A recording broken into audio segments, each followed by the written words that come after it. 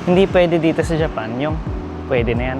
Hindi katulad sa atin, di ba? Maraming mga bagay na sinasabi na pwede na yan, okay na yan. Yung basta nagawa na okay na. Sa mga kalsada, sa mga building, pagtayo na lang ng bahay, o siguro sa trabaho, ganyan. Pero dito, yan, hindi talaga pwede sa Japan yung salitang pwede na yan.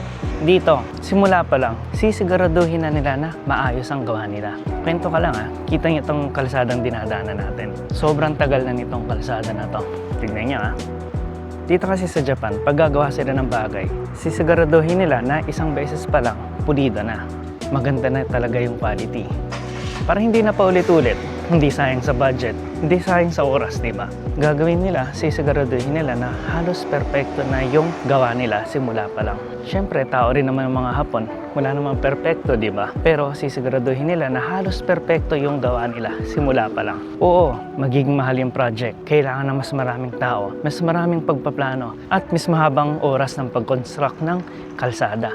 Pero pag ginawa nila ng isang beses lang ng napakaganda, ng perpekto na, hindi na kailangan paulit-ulit, hindi na sayang sa budget, wala nang reklamo, wala nang problema sa future. Talagang maganda agad yung gawa nila. Kaya dito sa Japan, hindi pwede yung pwede na yan. Kailangan simula pa lang, maganda na talaga yung gawa. Dahil kapag ginawa mo yung katulad sa atin na pwede na yan, yung mga pantapal na mga temporary fix muna, pag ginawa mo yan dito sa Japan at nagka-problema, nako, malaki ang pananagutan na sasagutin mo dito sa Japan.